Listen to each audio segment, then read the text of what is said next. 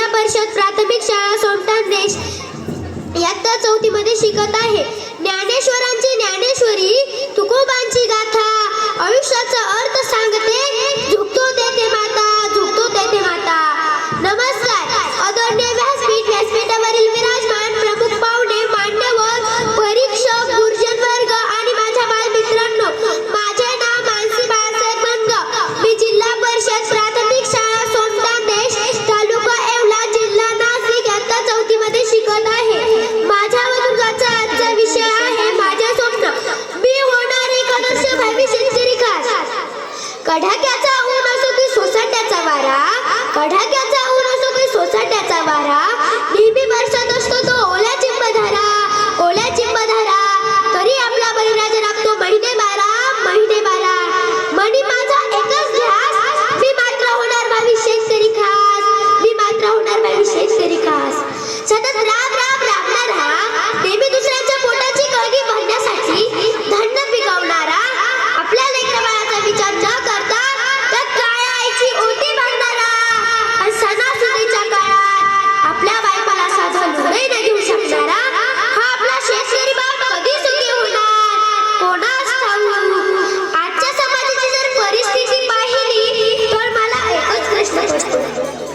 आपण शेतकऱ्याच्या हितासाठी ज्या नेते मंडळींना निवडून देतो, ती नेते मंडळी, ती पुढारी मंडळी शेतकऱ्याच्या हितासाठी कोणते चांगले निर्णय घेऊ शकत नाही. स्वतःच्या पोळीवरती तू बोलणार आहे ते शेतकऱ्याचं काय भलं करणार. सतत 5 वर्ष आसमानी संकटाने मारलं आणि आता तर काय ओल्या दुष्काळाने हाती तोंडाशी आलेला घास पण उडवून गेलाय. महाराष्ट्राचा बळीराजा पूर्णपणे कोलमडून गेलाय. अशा वेळी त्याला मुलीचे लग्न, मुलांचे शिक्षण, आई वडिलांच्या आजारपणासाठी करायचे तरी काय. शेतकऱ्याच्या डोक्यावर कर्जाचा बोजा वाढला आहे.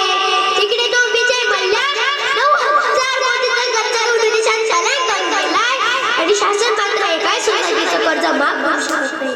ज्या जगात वेगवेगळ्या फाईल गायब होती, मात्र शेतकऱ्याच्या कर्जाची फाईल मात्र गायब होत नाही. मग अशा वेळी शेतकऱ्याने करायचं तरी काय. अशा वेळी शेतकऱ्याच्या डोक्यात एकच विचार येतो आणि तो म्हणजे आत्महत्या. आणि आपण मूर्खासारखे बोलतो शेतकरी आत्महत्या करतात.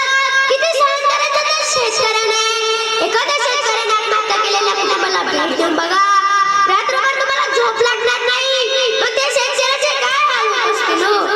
अर्थशास्त्रज्ञ सांगतात व्यापाऱ्यांशास्त्र देत चालतो, परंतु कोरोनामुळे सर्वांनाच कळलं असेल जेव्हा माझा शेतकरी रानात नांगर चालवतोय तेव्हा हा देत चालतो.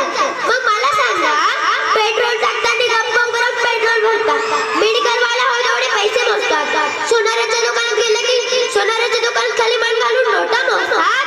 मग माझ्या शेतकऱ्याची भाजी घेतानाच का घासाघीस घालता हो. अहो साहेब, या सीमातीपासून आणि बिस्लरीचे पाणी पण आमच्या शेतीमालाचा भाव नाही ठरवतात ना.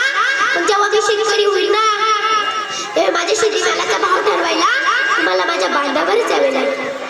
आणि दुसऱ्या एकदम पाण्यावर काळ्या आईच्या आणि मुक्या जन्माची सेवा करणारा माझ्या शेतकरी बाबाला कधी नाही मिळणार. सांगा ना, कधी नाही मिळणार. आहे का तुमच्याकडे उत्तर? नाही ना. म्हणून याच प्रश्नाचं उत्तर शोधण्यासाठी मी माझे स्वप्न पूर्ण करणार आहे. मी एक आदर्श आणि भावी शेतकरी होणार आहे. मला माझ्या सोबतीच्या शेतकऱ्यांना आर्थिक व मागासदृष्ट्या सक्षमीकरण करायचं आहे. मला शेतकऱ्यांच्या मुलांसाठी लढायचं आहे. मला शेतकऱ्यांना न्याय मिळवून द्यायचा आहे. पण त्यासाठी काही करावं लागलं तरी चालेल, पण मी लढणार म्हणजे लढणारच. गांधीजी सांगून गेले सत्यभाव जायचे, पण येथे रोजच सत्य जाते. रोज आपल्या आया बहिणी विधवा होतात. आज जर आपल्या देशाला वाचवायचं असेल तर शेतकरी वाचला पाहिजे. शेतकरी वाचला तर शेती वाचेल, आणि शेती वाचली तर उद्याचा हा महाराष्ट्र घडेल.